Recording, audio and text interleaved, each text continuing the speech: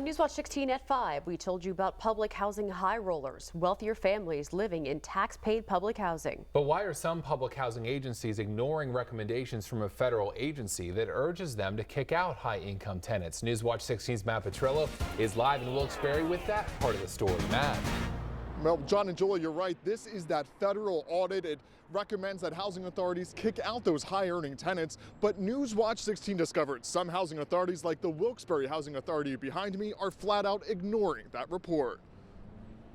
Public housing is supposed to help low-income tenants like Cheryl Esperance get back on their feet. I'm grateful because I appreciate this space right now. 2 years ago, Cheryl Esperance lost her job and then suddenly lost her husband. She was able to get into public housing, but she doesn't want to stay here forever. I'll get out of it, and let somebody else take it when it's time, but right now I can't do that. Cheryl's income meets the federal guidelines for public housing, but a Newswatch 16 investigation exposed families who do not. Some living in public housing in our area make tens of thousands of dollars over the initial income limit. Like a family we discovered recently living in the Pottsville Housing Authority making $100,000. It's all because of a loophole. Once you're in public housing, you're in for life, no matter how much your income grows. But last year, the Department of Housing and Urban Development, or HUD, released this report. It recommends housing authorities force out high-earning tenants. Some taxpayers think that's a good idea.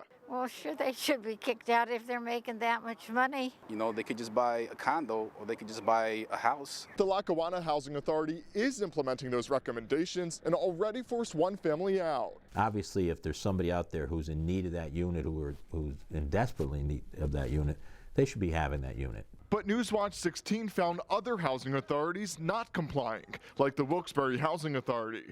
It has 172 families on its wait list, with 18 families over the income limit. The Luzerne County Housing Authority has 1,300 on its wait list, with 24 households over income, but is still not following the recommendation. Director David Fagula argues moving a tenant out would create extra work. There's a high cost to that eviction, there's a unit turnaround time, there's finding a new tenant, there's a loss of income. Isn't it the housing authority's job to make room for people who need it? Well, yes, it is, Matt. But again, I don't think that this particular issue at this time in our authority is a major issue. The Pottsville Housing Authority, the one that recently had a household earning 6 figures, also refuses to force out high-earning tenants. Why not follow the recommendation? To evict good-paying tenants? To make room for other people who might need that housing. It's not a regulation.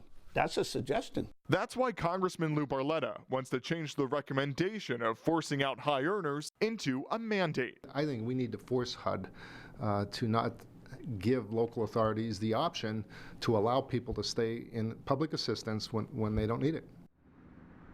And HUD initially scoffed at that federal audit right here until lawmakers like Congressman Lou Barletta said that they were going to cut their funding.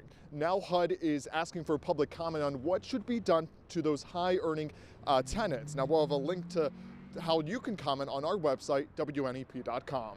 Matt Petrillo, Newswatch 16, reporting live in Luzerne County. Interesting stuff, Matt. Thanks for your work on that. 2 more Republican candidates are dropping out of the race for the White House.